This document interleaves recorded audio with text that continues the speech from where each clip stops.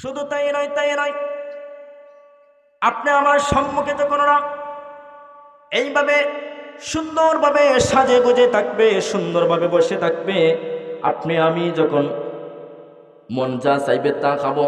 মনে করুন জান্নাতে হাদিসে মুবারকের মধ্যে এসেছে একটি গাছের মধ্যে একটি সালসাবিল একটি ঝর্ণা আছে, সেই ঝর্ণার পানি যে পাখি পান করে সে পাখি সেই গাছের মধ্যে এসে বসে থাকবে।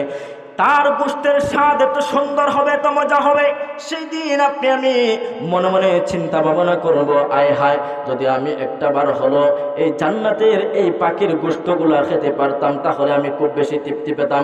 আপনি আমি চিন্তা ভাবনা করতে দেরি হবে, আল্লাহর তরফ থেকে সেই পাখি বুনা হয়ে আসতে দেরি হবে না। সেই পাখি বুনা হয়ে আসবে, একদিক থেকে জুল হয়ে আসবে, আপনি আমি যা রকম মন চায় সেই রকম খেতে পারবো। যখন আপনার আমার খাওয়া শেষ হয়ে যাবে তখন পাখি আবার উড়াল দিয়ে চলে যাবে। সম্মানিত প্রিয় সুধী, জান্নাতের আরেকটি নিয়ামত হলো সেই দিন আপনি আমি বৃদ্ধ হব না, সেই দিন আপনি আমি কোনো অসুস্থ হব না। দুনিয়ার জমিনে প্রেম অসুস্থ যারা হয় তারা জানি অসুস্থ কত বড় একটি আল্লাহর তরফ থেকে আযাব, কতটুকুন কষ্ট করতে হয়। সেই দিন আপনাকে আমাকে আর কোনো অসুস্থ দেখা দেবে না, এবং সেই দিন আল্লাহর তরফ থেকে আমাদেরকে আরো সুন্দর সুন্দর নিয়ামত দেওয়া হবে। তার মধ্যে স্পেশাল আরো একটি নিয়ামত হলো জান্নাত হলো চিরস্থায়ী, জান্নাত হলো চিরস্থায়ী। জান্নাতের মজলিসে আপনার আমার আর কোনোদিন মৃত্যু হবে না।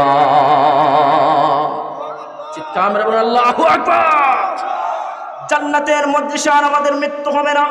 সেই দিন আল্লাহ রাব্বুল আলামিন জান্নাত এবং জাহান্নামের মধ্যভাগের মধ্যে একটি ভেড়াকে এনে শোয়া, সেই জায়গার মধ্যে আল্লাহ রাব্বুল আলামিন সেই দিন আল্লাহ রাব্বুল আলামিন সেই ভেড়াকে ওই জায়গার মধ্যে জবাই করে দিবেন এবং একজন ঘোষণাকারী জান্নাতবাসীদেরকে বলবেন, আজকে যারা জান্নাতে ঢুকে গেছ, জান্নাতের মজলিসে আপনারা যারা আছেন এই জায়গার মধ্যে চিরস্থায়ী থাকবেন, আর কোনোদিন আপনাদের আল্লাহর তরফ থেকে মৃত্যু দেওয়া হবে না। আবার অপরদিকে জাহান্নামবাসীদেরকে ঘোষণা করে দিবেন, যারা জাহান্নামে ঢুকে গেছো, ওই সমস্ত জাহান্নামী হলো কাফের কুফারেরা, যারা আল্লাহকে বিশ্বাস করতো না, আল্লাহর গোলামি বিশ্বাস করতো না।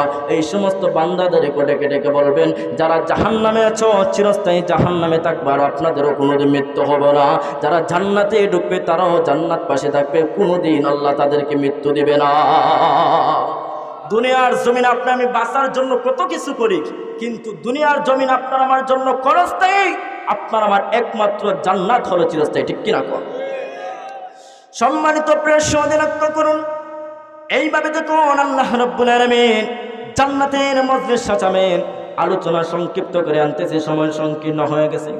এইভাবে আল্লাহ রাব্বুল আলামিন যখন জান্নাত সুন্দরভাবে সুন্দর সুন্দর নিয়ামত দিয়ে সাজাবেন, আল্লাহ রাব্বুল আলামিন ঘোষণা করে দেবেন, ও আমার রহমতের ফেরেশতারা, আজকে আপনারা কি করেন এই জান্নাতের মজলিসে এইভাবে দুনিয়ার জমিনে তারা যেইভাবে পারকুল গ্রামের মাঠের মধ্যে কনকন ঠান্ডার মধ্যে বসে বসে এই জান্নাতের মজলিসে ওয়াজ শুনেছে, আজকে আমি আল্লাহ এই জান্নাতের মজলিসে একটি ওয়াজ মাহফিল করতে চাই।